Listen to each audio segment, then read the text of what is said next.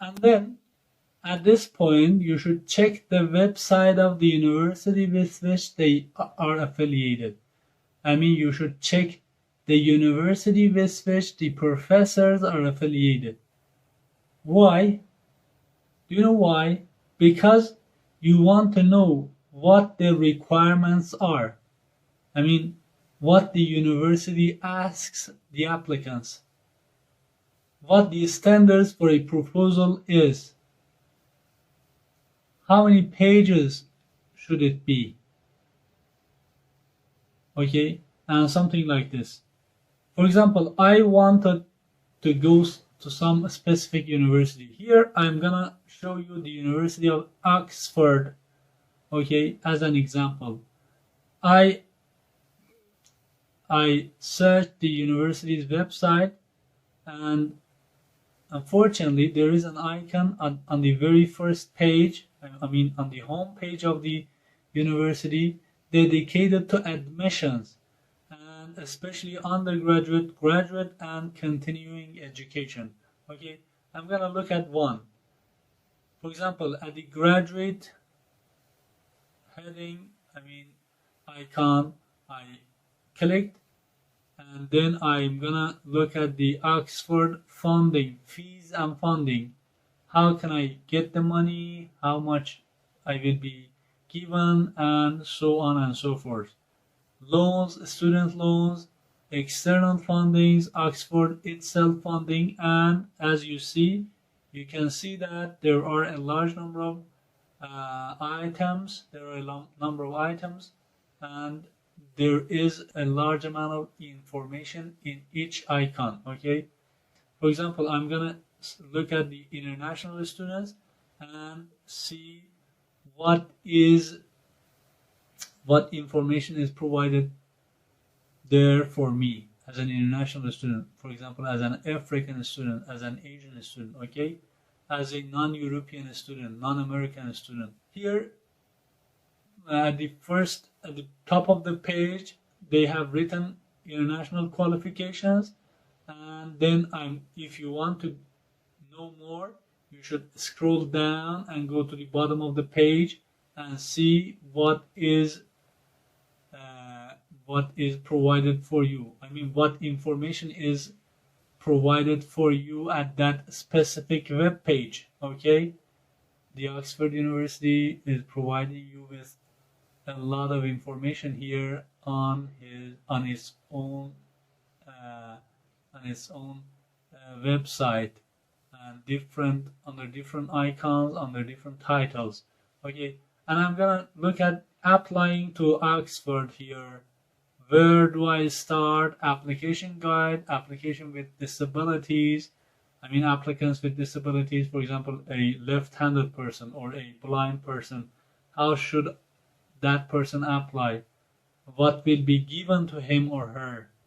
And what extra facilities will be provided? Okay. Or information for referees and university policies and the rest. And under one other title, after you apply, what will happen to you? What will happen to you after you apply to that university? Who will decide when they will give you money? How will they give you money? What is the amount of money? What you should prepare? How you should prepare yourself for that trip, that journey, and so on and so forth. And when you arrive, what will happen to you? When you arrive that country, what will happen to you? Okay, applicant surveys, and so on and so forth. You can see, for example, decision timeline. How much will it take to decide whether you are admitted or you are rejected? Decision timeline. And if you scroll down the page, you can see step by step what will happen to your application. Okay, you see a number of steps taken to the answer you are gonna get, whether it is a yes or it is a no. Okay. And under another title, the student life is described in detail. What is it like? About the city, I mean about Oxford, about accommodations, sport, arts, societies, and the like, welfare and support, families, and childcare. Whether the university will provide your family as well or not, whether it provides your family with some stuff, some facilities or not, um, and something like this uh, will be clarified here, will be clarified in this section, and you can see whatever you need with regard to different issues under different titles here. Okay, you can see, and you should check the requirements where at the university's website there is a dedicated page, dedicated title icon under which the requirements for international students are listed, and you should look at each of them one by one, and you should know that you should be sure that you can meet their requirements. Okay, for example, GPA, IELTS score, transcripts, passport, and so on and so forth. Okay, for example, the one all universities will ask is CV and transcripts. For example, BA or BSc transcripts and MA transcripts and whether PhD transcripts if you are applying for a postdoc research position. Okay, your transcripts translated in English, translated and verified, proved in English or French or some other language, which is admitted, which is acceptable for that university, for that country. Okay, which is acceptable for the embassy of that country, that a specific country located in your own country, and you should go. You might go there and submit the documents to the embassy. Okay. Recommendation letters. The other item they might ask you is the recommendation letters. 1, 2, 3, or more or less.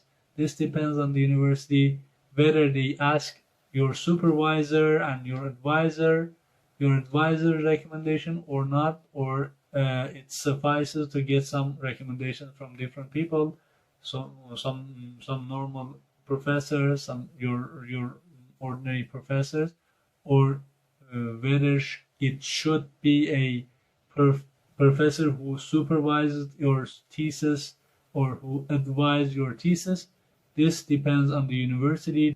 The number of recommendation letters they ask depends on the university, and depending on the country, depending on the university, the strictness might increase or decrease. Okay. Statement of purpose. I will tell you how to write it. A statement of purpose. It might be in a different course, in a different online course, but I'm gonna deal with it, how to write a good statement of purpose, or abbreviated to SOP, and how to ask for a recommendation letter from a university professor, from your previous professors, and I might talk about these all in a different course. You should follow me. You should follow me, and you should look at my other courses as well, because all my courses are complementary to each other, and all my courses will help you to go the right way faster and straightforwardly. Okay. And motivation letter is the other requirement most universities will ask for. Proposal. If you are a researcher, if you are going to be a researcher, whether as an MA student, whether as a PhD candidate or postdoc research fellow, you will have to write a proposal for your studies, upcoming studies, and based on your proposal, based on your topic, as I said, this was the first step.